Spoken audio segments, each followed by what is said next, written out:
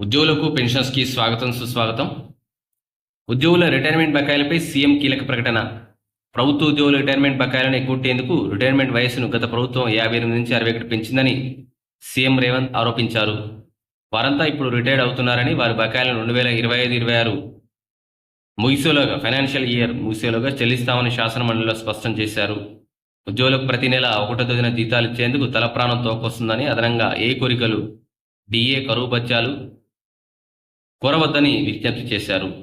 వాస్తవానికి ఇది గత ప్రభుత్వం చేసినటువంటి దుర్మార్గమైనటువంటి ఆలోచన.